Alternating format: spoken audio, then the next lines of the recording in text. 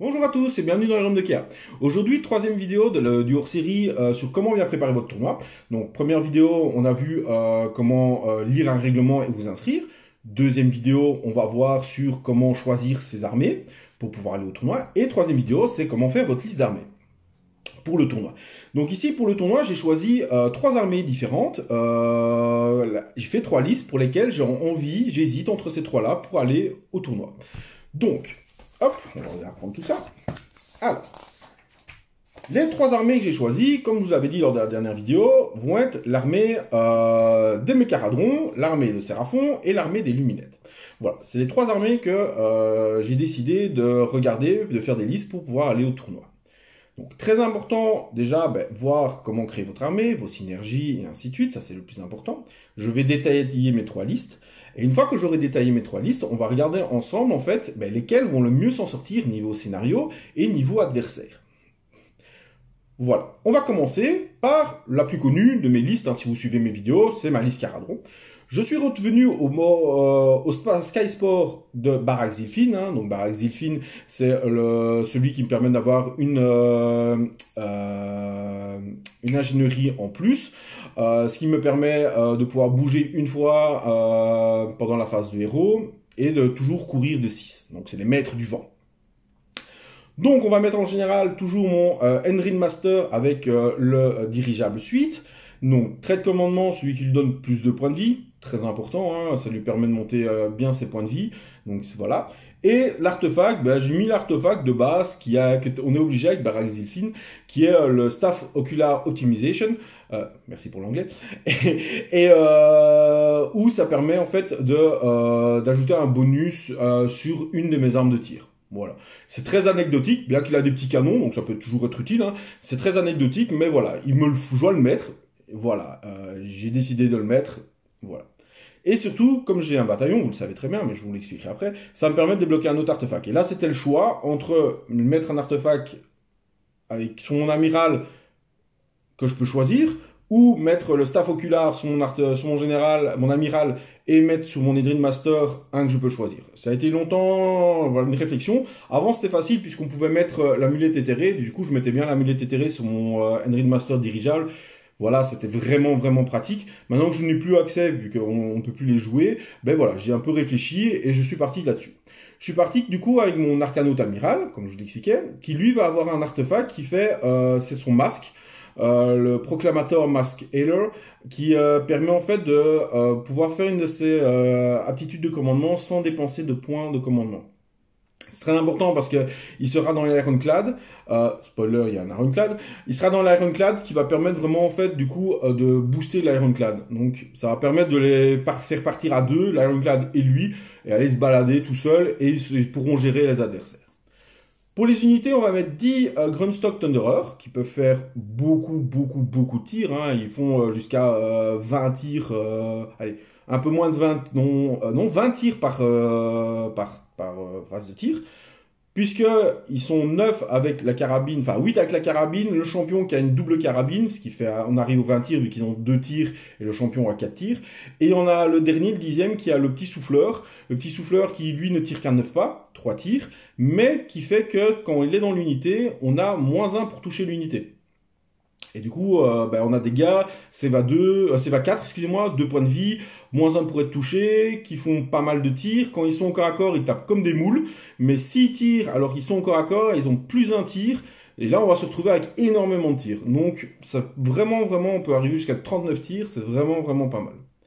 J'ai 2x3 Endrin Ringer. Alors, j'avais regardé pour les remplacer par les Sky. Donc, ceux qui sont un peu plus de combat. Parce qu'ils rentrent mieux aussi dans mon bataillon. Mais voilà, je les ai pas, il fallait que je remonte ceux que j'ai pas encore montés, que je les peigne et tout ça. Et surtout, je vais continuer à garder cette liste que j'ai l'habitude de jouer pour permettre les Endrin Riggers, ce qu'ils ont d'intéressant, c'est qu'ils peuvent soigner les vaisseaux. J'ai quand même beaucoup de vaisseaux, donc ils peuvent s'accrocher pour partir avec les vaisseaux. Et du coup, ça permet de soigner aussi, c'est pas mal. Donc je vais avoir mes 3 x1 Gunhauler. Donc les Gunhauler, c'est le petit bateau, le tout petit bateau qui va très vite. Un peu comme toute l'armée, qui vont avoir des drill canons. Alors le drill canon, c'est un seul tir sur 3+, mais si vous faites un 5 ou un 6 non modifiable, ça fait automatiquement 3 blessures mortelles. Et ça, c'est très fort. Parce que vous en avez 3, donc en moyenne, vous allez infliger d'office 3 blessures mortelles sur quelque chose. Si vous avez un peu de chance, vous infligez 6 blessures mortelles s'ils tirent sur la même cible. Et tous les petits héros qui ont 6 points de vie ou moins meurent.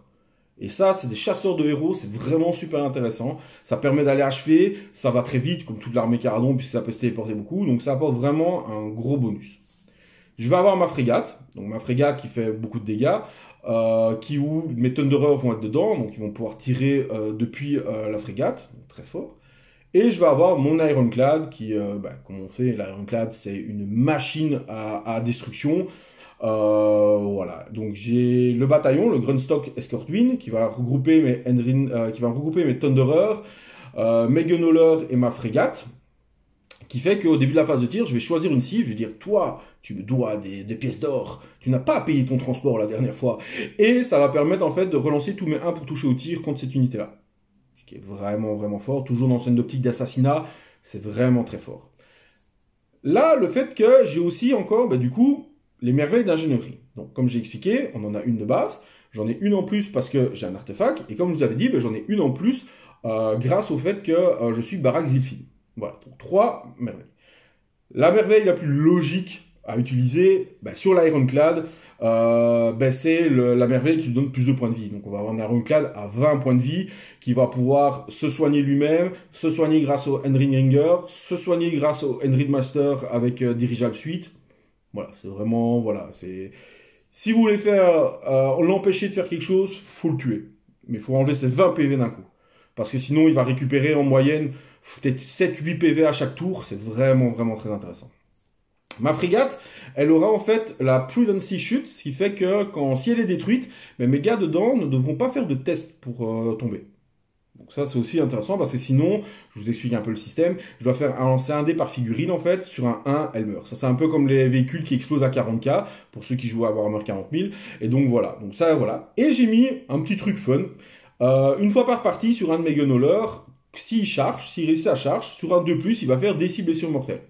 Voilà, toujours, idée, assassinat, finition d'une unité ou des choses comme ça, bim, je tue, j'enlève les derniers points de vie, bam. Bon, il faut réussir le 2+, mais bon, normalement, ça devrait aller. Voilà, j'arrive à 1960, ce qui va me permettre d'avoir généralement un triomphe. Voilà, je rappelle quand même que pour le tournoi, et ça va être important aussi dans les choix, pour le tournoi, il y avait une règle qui était que si on a gagné la partie avant, on n'a pas droit de triomphe si on a moins de points que son adversaire. Voilà. Donc, ça peut être un choix. Maintenant, voilà. Ça, c'est l'armée que je maîtrise le mieux. C'est l'armée que je connais le mieux. Donc, voilà. On va passer à mes Séraphons. Je vous ai déjà un peu expliqué la liste d'armées dans la vidéo qui est sortie sur la présentation de mes Séraphons. N'hésitez pas à aller la voir si vous ne l'avez pas encore vue. Voilà. Donc, les Séraphons ont plein de bonus, évidemment. On peut choisir au début du tour si on fait plus mal et ainsi de suite. J'ai choisi les cristallisés qui me permet de diminuer les dégâts de 1 sur tout le monde jusqu'à un minimum de 1.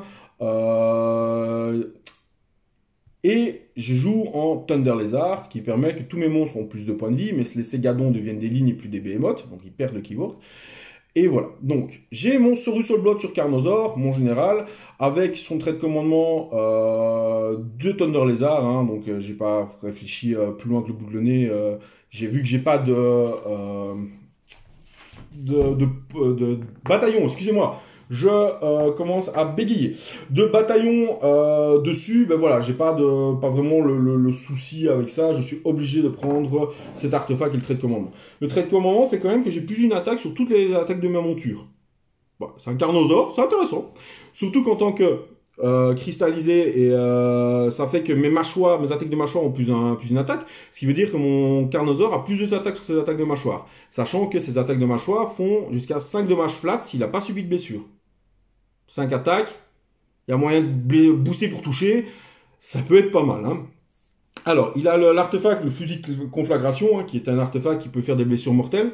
Ce qui est, voilà, c'est pas mal, c'est pas ultra puissant, mais c'est pas mal. Voilà, ça fait que mon général va quand même faire quelques dégâts, qui est vraiment bon. J'ai un deuxième Saurus Allblood sur Carnosaur. Donc je vous rappelle que les Carnosaures ont plus de points de vie, les dégâts diminués par 1. Ça commence à être pas mal. J'ai un petit skin Star Priest avec la main en Glory qui permet de choisir une unité qui relancera les 1 pour toucher. Il y a un Slann. Donc le Slann, là je lui ai mis le sort Tempête Stellaire qui permet de pouvoir gérer la masse, puisqu'on lance autant de dés qu'il y a de figurines dans une unité, sur 5+, à chaque fois c'est une blessure mortelle. Le gros avantage des Slann, c'est que à la fin de la phase de héros, si vous voyez par exemple que l'armée en face n'est pas adaptée à ce sort-là, en fait vous pouvez switcher de sort. Donc ça c'est pas mal, le Slann est assez polyvalent dans cet effet-là, donc c'est pas mal.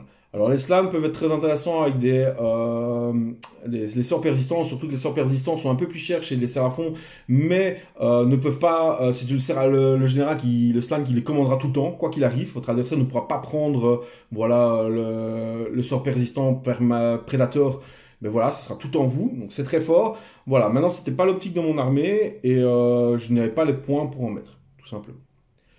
J'ai une machine des dieux, donc la machine de dieu, comment ça fonctionne? C'est à la phase de tir, vous allez pouvoir lancer 2 dés, ou 3 dés si vous avez un Slann à 12 pas, donc c'est une espèce de machine solaire sur un stégadon.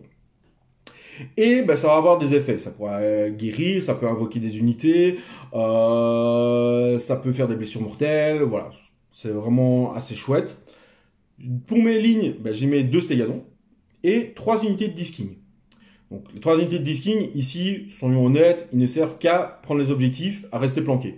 Mais ça fonctionne très bien, puisque j'ai une armée avec beaucoup de monstres. Du coup, ça fonctionne très très bien. J'ai une armée avec 6 monstres. Voilà, ça va occuper l'adversaire.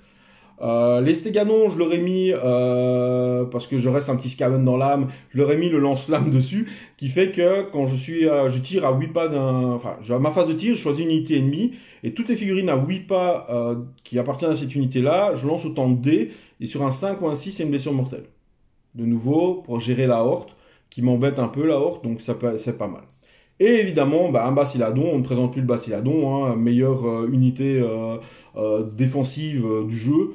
Il a une 1+, alors à savoir que donc tant que il n'a pas de blessure, sa sauvegarde reste à 1+. C'est très important à savoir comment ça fonctionne les sauvegardes à Warhammer Age of Sigmar. En fait, vous lancez le dé et en fait la reine vient après le lancer de dé. C'est-à-dire que je vais faire ma jet de sauvegarde d'armure. J'ai 3 sauvegardes d'armure par exemple, 1+. Je lance mes dés, je fais 2, 3, 4 par exemple. Voilà. Et vous me tapez avec une reine -3. Ben, le 2, 3, 4 vont tomber, mes jets de dés vont se transformer en 1 du coup. Mais, vu que j'ai une sauvegarde à 1, ça va réussir quand même la sauvegarde d'armure. Par contre, si je fais des 1 naturels, là par contre, ça va me faire perdre des points de vie, puisqu'un 1 est toujours un échec. Mais un jet de dés transformé par la reine n'est pas un échec. Donc, si vous affrontez des Bastiladons, je vous dis ça alors que j'en joue, mais si vous en affrontez, et vous savez mettre des blessures mortelles, il a plus sa sauvegarde que les blessures mortelles, donc mettez-lui des blessures mortelles, du coup sa sauvegarde d'armure va redevenir normale. Et là, vous allez pouvoir plus facilement le blesser. Donc voilà. Ou alors, vous mettez beaucoup de blessures, pour qu'il ait beaucoup de jet de dés à faire et qu'il maximise les 1+. Si vous faites des gros tirs, les gros tirs, ça ne sert strictement à rien. Voilà. Tout simplement. Donc voilà, donc ça c'est ma liste Séraphon. Je l'ai testé, comme j'ai expliqué dans ma vidéo mercredi, de dimanche, excusez-moi. Je l'ai testé, elle est vraiment très chouette, pas facile à jouer. Mais voilà, c'est une armée que j'aime bien. Et alors, la dernière armée, vous y attendez évidemment, hein, c'est l'armée que je dois encore peindre, une partie. Donc si je choisis cette armée-là, ben voilà, j'ai déjà commandé les figurines. Quand je les aurai, je vais me mettre à peindre cette armée-là, comme ça j'aurai vraiment le choix entre les 3. C'est les luminettes. Alors, mes luminettes, donc déjà, c'est pas une armée que je verrai beaucoup en tournoi, vu que c'est quand même une toute nouvelle armée, donc les gens vont peut-être pas s'y attendre, donc déjà c'est un bon point, ils connaissent pas spécialement bien les règles. Deuxième bon point, je ne dis évidemment pas ça pour tricher, hein, mais pour vraiment que ça surprenne votre adversaire, même si j'explique déjà tout en vidéo, donc, et que mes adversaires connaissent ma chaîne, voilà, mais bon, c'est déjà pas mal. Donc, je joue la grande nation de Zetrek. Alors, la grande nation de Zetrek, ça fait quoi? C'est que tous mes sorciers, à savoir presque tout le monde dans mon armée, sauf une figurine, tous mes sorciers, donc mes unités et tout, ont +1 pour lancer leur premier sort. Ce qui au final est vraiment pas mal, vu que à part une de mes figurines, tout le monde ne lance qu'un sort. Voilà. Donc +1 pour lancer les sorts, c'est pas mal. +1 pour dissiper les sorts, et si je dissipe un deuxième sort, Que je vous dise pas de bêtises si c'est bien cette règle-là, parce que évidemment, c'est encore tout frais dans ma tête. Hop, voilà. Comme ça, je vous dis pas de bêtises, je regarde en même temps avec vous. Je préfère ne pas vous induire en erreur. Donc voilà, donc c'est plus 1 pour lancer, conjurer ou dissiper les sorts à chaque phase de héros. Voilà. Et en plus, mes sorciers connaissent un sort supplémentaire. Donc je vais vraiment avoir un panel de sorts vraiment énorme par rapport à ça. Du coup, et ils connaissent tous un sort supplémentaire qui est le chaleur écrasante. Voilà. Qui permet de diviser les mouvements d'une unité. Et après, je jette un dé par rapport à la sauvegarde d'armure. Si je fais plus ou égal de la caractéristique de sauvegarde d'armure de l'unité, elle prendra des 3 mortels. C'est anecdotique, mais à 24 pas, diminuer les mouvements par 2 d'une unité, c'est très fort. Voilà. À savoir que mon général, qui sera une Sinari Catalar, je vous expliquerai après, aura évidemment le trait de commandement du coup et l'artefact. Le trait de commandement qui fait qu'il peut tenter de dissiper un sort en plus, donc elle pourra dissiper 2 sorts. Et la deuxième fois qu'elle va tenter de dissiper, elle pourra relancer le jet de dissipation si je l'ai raté. Pas mal. Voilà. Elle aura l'artefact, le don de Sélénar, qui fait elle aura une sauvegarde spéciale, donc un feel no pain, comme on appelle ça, à 6. Donc à chaque fois qu'elle va subir une blessure mortelle, elle jettera un dé, sur un 6, c'est annulé. C'est pas mal. Voilà, toutes les 6 blessures. Je peux sauver un point de vie, à la 5 PV, mais voilà. Alors, voilà. Donc on va passer à la liste d'armées proprement parler. On est prêt? Là alors, j'ai 2 Sinari Catalar. Donc une qui sera mon général, une autre qui sera une autre. Alors, la Sinari Catalar, à quoi elle sert? Alors, il y a beaucoup de règles spéciales pour les luminettes, mais en gros, en fait, les luminettes, ils ont des éthers quartz. Les éthers quartz, ils pourront les utiliser pour avoir des bonus. Mais quand ils les utilisent, ils se donnent, donc ils peuvent en utiliser qu'un une fois par partie, évidemment, s'ils en ont qu'un. Il y a une grande nation qui en leur donne 2, mais je la joue pas. Et ils ont -1 à la bravoure jusqu'à la fin de la partie. Ben, la Sinari Catalar, qu'est-ce qu'elle va faire? Elle va faire... Je suis à 18 pas de mon unité, tu n'auras pas -1 à la bravoure. Et par contre, je vais la mettre sur une unité ennemie. Jusqu'à la fin de la partie. C'est déjà pas mal. Donc j'en ai 2. Donc ça c'est vraiment chouette. À côté de ça, elle a aussi une aptitude qui fait que si une de mes unités doit passer un test de bravoure, eh ben je dis sur 2+, non, tu ne passes pas ce test de bravoure. Par contre, l'unité ennemie qui doit passer son test de bravoure là-bas, eh ben elle va le passer effectivement, mais avec les malus que j'avais sur l'unité que je devais faire des sauvegardes, sur elle-même. J'explique en exemple. Corps à corps, je joue avec mes lanciers. Mes lanciers subissent 4 morts. Je dois faire un test de bravoure. Je lance un dé. Sur 2+, je ne le fais pas. L'unité qu'ils affrontaient devait faire un test de bravoure à -1 parce qu'ils avaient eu un mort.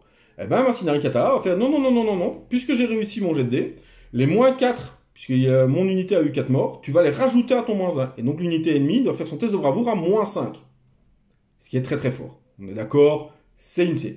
Ça ne marche par contre que si j'ai une unité ennemie qui doit faire aussi un test. Si j'ai pas les deux, ça ne marchera pas. Donc voilà. Ça marchera donc presque exclusivement au corps à corps, mais c'est vraiment fort. Et son sort personnel à elle, qui est un sort insane, tout simplement. Voilà. C'est une valeur de 7. Je vais choisir une unité ennemie à 18 pas au moins et visible. Et à chaque fois que l'unité va vouloir faire un mouvement normal, un mouvement de charge, un tir ou un combat, je vais lancer 2 dés. Si je fais plus que sa bravoure, que sa caractéristique de bravoure, elle ne peut pas faire l'action cette phase. Faire l'action cette phase, c'est-à-dire qu'une unité qui pourrait, par exemple, elle veut frapper. Non, tu ne peux pas. Ben, c'est pas grave, je paye un point de com, je peux retaper. Non, c'est jusqu'à la fin de la phase, elle ne peut pas combattre. Elle ne peut pas tirer. Elle ne peut pas bouger. C'est extrêmement fort. Donc voilà, donc ça c'est mes 2 Sinari Catalar. Vous voyez déjà que c'est vraiment une pierre angulaire de mon armée. J'ai à côté de ça un Alarid Stone Mage. Donc l'Alarid Stone Mage, c'est un sorcier du côté montagne. Donc voilà, c'est de nouveau un sorcier qui lui va avoir en fait un sort qui fait plus ou moins la même chose. Je choisis une unité ennemie, je lance 2 dés. À chaque fois qu'elle va faire un mouvement de charge, qu'elle va faire un mouvement de mise au contact, je jette 2 dés. Si je fais plus que ça bravoure, elle ne peut pas le faire. Donc vous voyez déjà le contrôle, le map que je vais avoir avec ça, c'est énorme. J'ai le sort qui fait que tu divises tes mouvements en 2. Là, tu peux pas bouger. Là, tu peux pas taper. Là, tu peux pas faire ça. Vous voyez déjà, là, en termes, j'ai 3 unités de mon adversaire que je peux bloquer grâce à mes sorts. Voilà. Donc, à savoir que j'ai plus 1 pour lancer mes sorts. Ça commence à faire pas mal. Donc, voilà. Et pour accompagner tout ça, en héros, mon dernier, non, je n'ai pas mis Teclis. Teclis coûte cher en points. Il faut vraiment que je le teste bien avant de vraiment me dire oui, je vais jouer Teclis. Donc, je ne l'ai pas encore mis. J'ai mis le roi de la montagne, que je ne trouve plus. Il est là. Avalénor, le roi de cœur de pierre. Voilà. Il a plein de règles spéciales. Je ne vais pas toutes vous les dire ici, évidemment.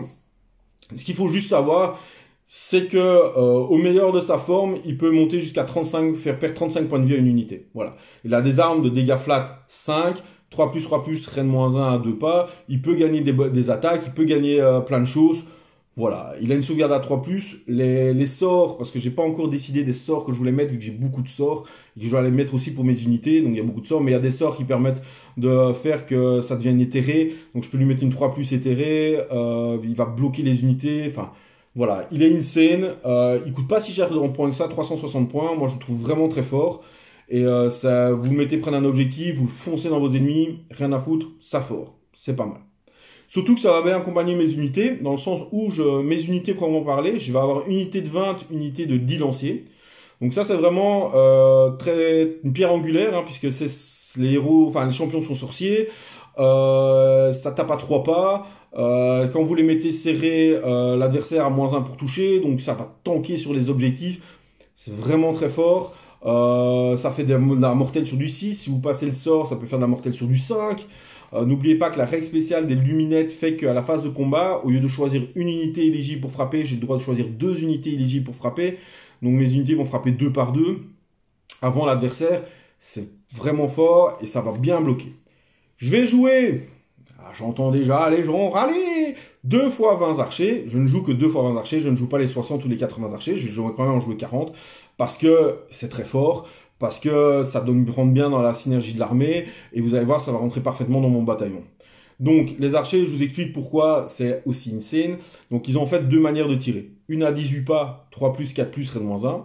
Une à 30 pas, 4+, 4+. Et celle à 30 pas, en fait, peut tirer sans ligne de vue.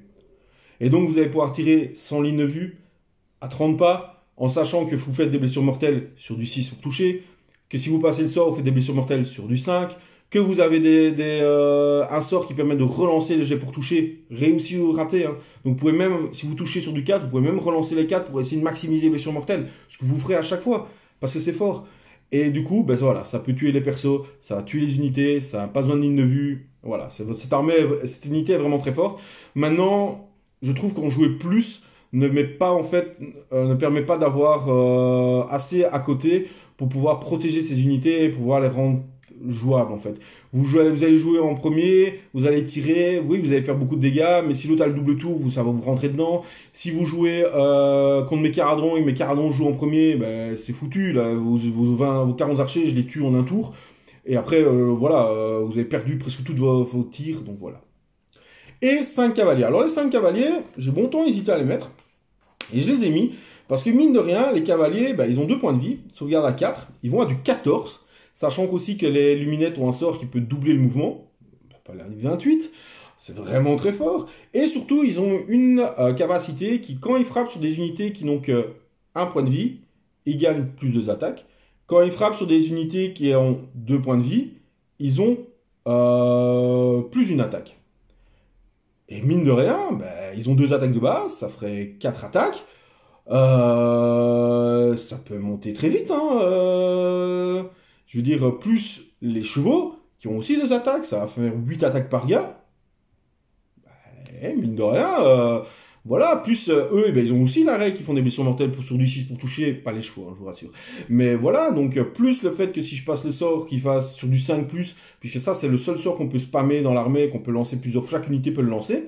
Et ben voilà, des blessures mortelles sur du 5, mais imaginez, 8 attaques par cavalier avec des blessures mortelles sur du 5, 3+, 4+, 3+, quand ils ont chargé avec reine -2, ça va nettoyer des cordons, ça va nettoyer de la masse, voilà. Alors effectivement, quand on a des trucs qui ont plus de 2 points de vie, ça va tout de suite être un peu moins fort, mais pour aller tuer des petits persos, pour nettoyer des cordons, nettoyer de la masse, nettoyer un objectif, mais moi je la trouve très chouette. Et elle coûte pas cher en points, 130 points, et c'est vraiment très intéressant.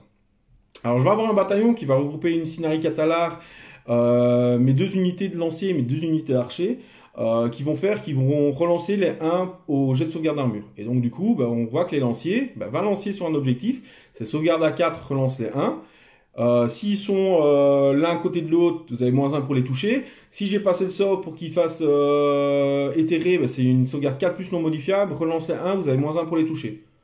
Je peux vous assurer que les lanciers vont garder l'objectif. Il n'y a pas de souci. Donc voilà. J'ai mis 2 petits Endless Spells avec. Alors les Quicksilver Sword, parce qu'il me restait 30 points, que voilà, j'avais envie de les mettre. Tout simplement.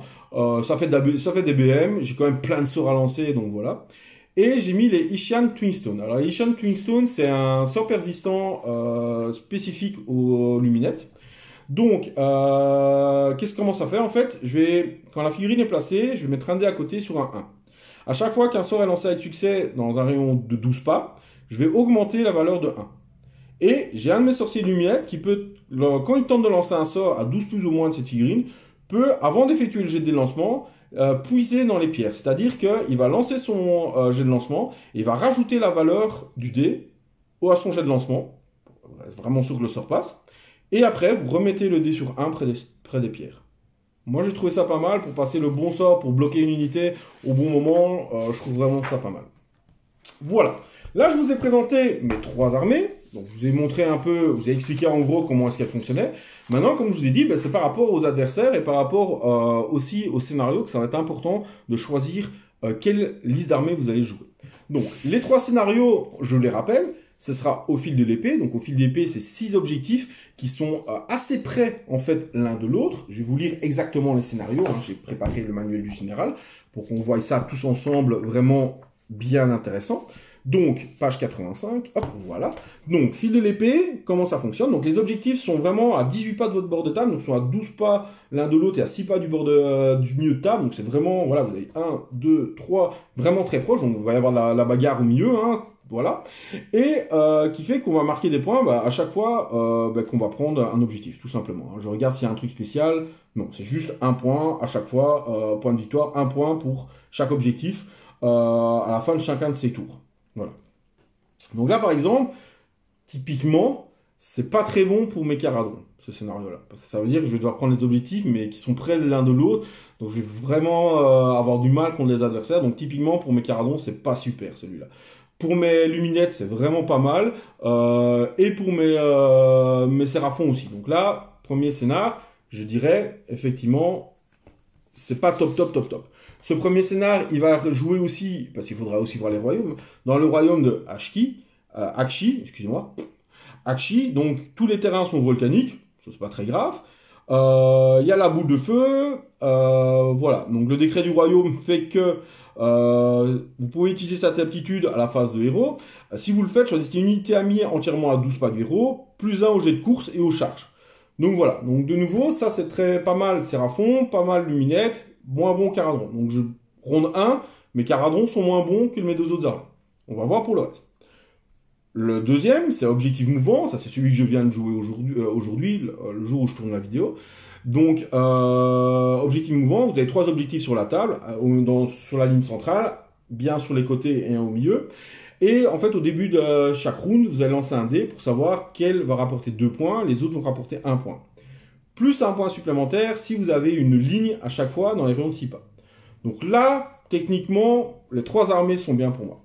Là, je l'ai testé pour l'instant avec les Séraphons, je m'en suis bien sorti parce que les skins prennent bien pendant que le reste fonce bien devant. Mes luminettes, en termes de prise d'objet, ils sont pas mal. Je vais peut-être devoir un peu trop les séparer, mais ça peut être pas mal. Les Caradons, ils adorent. Les objectifs sont super séparés. Youhou, je vais voler d'un coin à l'autre, je vais pouvoir tout prendre. Ça, à la limite, je mets même plus les Caradons vraiment pas mal sur celui-là. Par contre, ça se joue dans le domaine de Ghiran. Le domaine de Ghiran, c'est le domaine du royaume de la vie. Voilà, c'est juste que les terrains sont guérisseurs. Voilà, ça c'est... Celui-là, il y a un sort qui permet de faire que quand on se fait charger, on prend des 3 mortels. Et le trait de commandement du terrain, du royaume, fait que un héros normal, pour un point de com, peut le lancer comme un sorcier. Ça peut être intéressant aussi de nouveau pour les Caradons. J'ai pas de sorcier, ça peut être voilà, chargé, ça peut être fort pour les luminettes, ça peut être fort pour mes séraphons. Donc là, mes 3 armées sont bonnes pour ce scénario-là, avec un petit plus pour les Caradons, je pense. Et le troisième, c'est Terre Brûlée. Alors, Terre Brûlée, terre brûlée, terre brûlée, terre brûlée. Voilà. Terre brûlée, c'est... vous avez 8 objectifs sur la table, de chaque côté. Et vous gagnez 1 point par objectif. À partir du tour 2, vous pouvez décider de détruire un objectif dans la zone adverse qui vous rapportera des 3 points de victoire, mais vous l'enlevez. Donc après, il ne rapportera plus de points. Et si vous avez, et là il y a des petites subtilités par rapport au même scénario qu'il y avait avant, c'est que si vous avez un héros, quand au moment où vous rasez un objectif dans les 6 pas de l'objectif, un héros ami, vous gagnez D3 plus 1. Mais s'il y a un héros ennemi dans les 6 pas, vous ne pouvez pas raser. Donc là, voilà. Là, je l'ai testé avec les Caradrons, ça va, mais le problème, c'est que j'ai pas beaucoup d'héros, donc j'aurai pas souvent le plus 1. À moins que ce soit mon amiral qui va, avec son l'Ironclad, détruire les objectifs. Les Séraphons, j'ai peur d'être vite bloqué. Et les Luminettes, ben, il va falloir aller jusque là-bas. Et ça, c'est plus difficile. Donc celui-là m'embête un peu. Je vais avoir en plus, celui-là, c'est le royaume de Ulgu, le royaume des ombres, qui tous les paysages sont luxuriants, donc bloque les lignes de vue. Là, par contre, c'est un vrai bonheur pour mes Luminettes.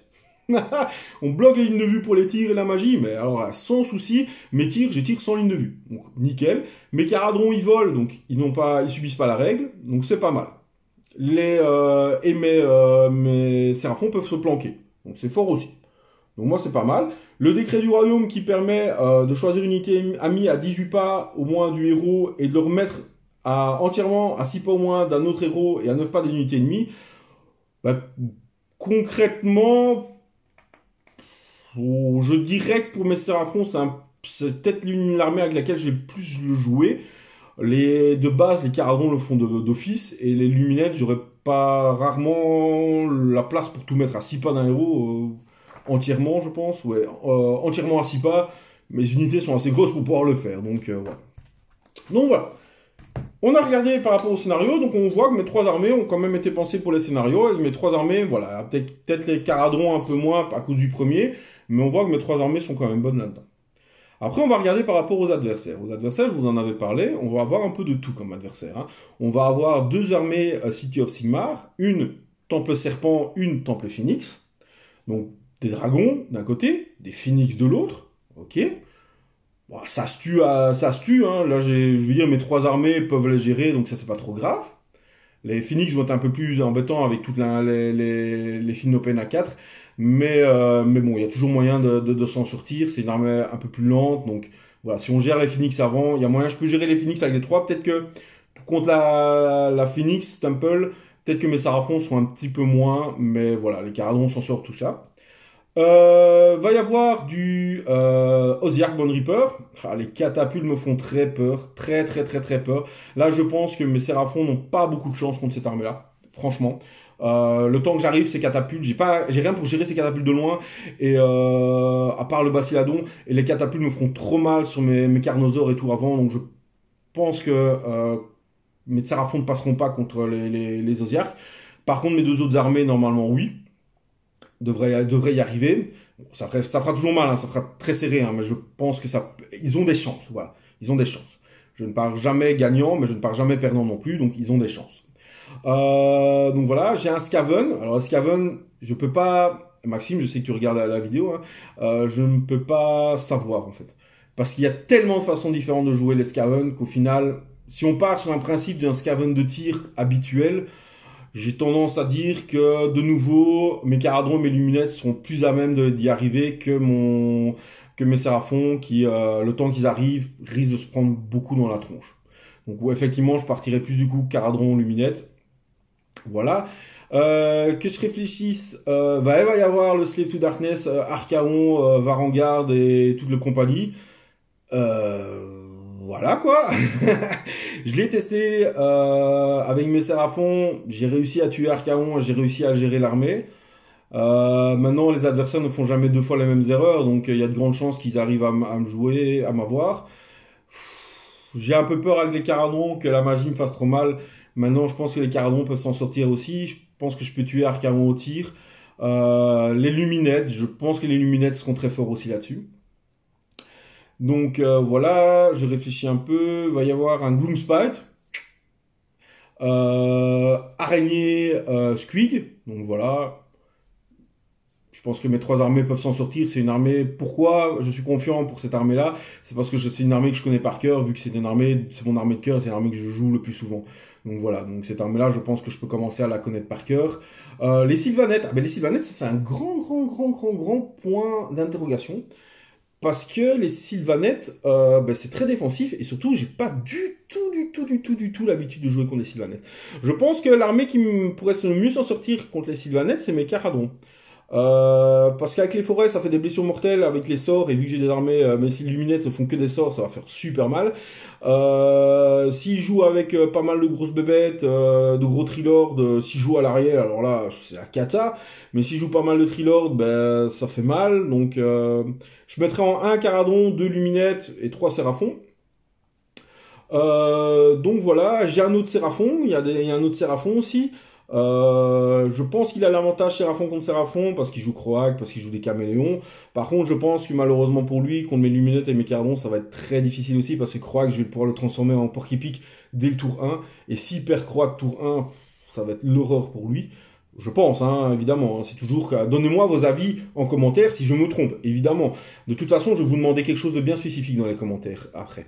Donc voilà, donc c'est pas mal, il y a plein de choses. Je pense que les Luminettes et Caradon ressortent un peu du lot que les Séraphons, donc je pense plus me pencher sur l'un ou l'autre. Je ne vous dirai pas évidemment mon choix final ici, je ferai la vidéo après quand j'aurai envoyé ma liste d'armées à l'organisateur. Donc je pense plus me diriger soit vers mes Caradons, soit vers mes Luminettes. Voilà, et pour m'aider dans mon choix, ben, je vous demande, vous, dans les commentaires, de quelle armée vous voudriez que je prenne au tournoi. Je ne dis pas que je vais suivre votre choix, mais ça va pouvoir un peu m'aider de voir un peu laquelle vous pensez qui va s'en sortir le mieux, laquelle vous pensez que j'ai peut-être par rapport aux objectifs et aux adversaires le plus de chance. Donc n'hésitez pas dans les commentaires à me dire, voilà, ah ouais, moi je pense que ce serait les Caradons, parce que je pense que pour ça, ce serait mieux. Moi je pense que ce serait les Luminettes, parce que ça, ce serait mieux. Voilà, n'hésitez pas, moi je serais curieux de lire un peu aussi vos avis, vos avis comptent énormément. Donc voilà, fin de la vidéo numéro 3, encore un grand merci pour votre soutien, on est bientôt 340 sur la chaîne, c'est vraiment génial, j'ai hâte de pouvoir continuer. Donc les prochaines vidéos seront sûrement, une fois qu'on aura les listes, ce sera analyse des listes et du pairing. Et puis le jour du tournoi, je ferai un vlog de toute façon pour le tournoi. Je vais essayer de filmer une partie. Je vais peut-être faire des interviews. Je vais vous montrer aussi le côté 40K et le côté 9e âge, évidemment. Hein, je ne vais pas m'arrêter uniquement à Age of Sigmar. D'ailleurs, n'hésitez pas à me dire dans les commentaires si vous voulez aussi que j'analyse. Alors là, avec moins de pertinence, mais que j'analyse les listes 9e âge et les listes 40K. Je peux même essayer de voir d'avoir une personne qui va nous aider. Normalement, j'ai une personne qui sera là pour si on arrive à s'arranger, pour l'analyse du pairing et des listes pour le Age of Sigmar. Donc voilà, je vous remercie de me suivre. Un grand merci à tous et on se dit à bientôt dans les royaumes de Kea.